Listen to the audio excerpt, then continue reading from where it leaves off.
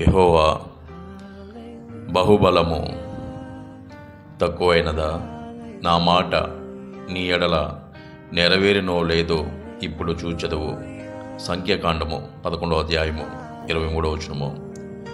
యెహోవా దయాదక్షిణములు గలవాడు, ఆయన దీర్ఘశాంతుడు, కృపాతిశయము గలవాడు.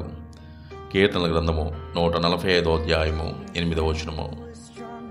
యెహోవా యందు భయభక్తులు కలిగి ఆయన త్రోవల యందు నడుచువారందరూ ధన్యులు. కీర్తనల గ్రంథము 128వ అధ్యాయము 1వ. భూమిని ఆకాశమును సృజించిన సర్వశక్తి గల దేవ, మీకే వందనాలు. దినదినము మాకు ఆరోగ్యాన్ని ఇస్తున్నందుకు మీకు స్తోత్రాలు. ఎంతమంది అయితే ఈ వాక్యాన్ని వీక్షిస్తున్నారో వారందరికీ, వారి కుటుంబాలకు ఆశీర్వాదంనివ్వండి, ఆరోగ్యమునివ్వండి. బలహీనతంగా ఉన్న వారికి బలమును దయచేయండి. ప్రభువా, మా చుట్టూ ఉన్న వారిని, మాతో పనిచేయుచున్న వారిని, పోలీసు వారిని, డాక్టర్స్ను, లాయర్స్ను, కార్మికులను, టీచర్స్ను అందరినీ ప్రేమతో కాపాడండి. వారికి ఉన్న శోధనను తొలగించండి.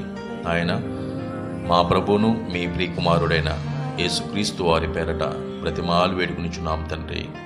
ఆమెన్.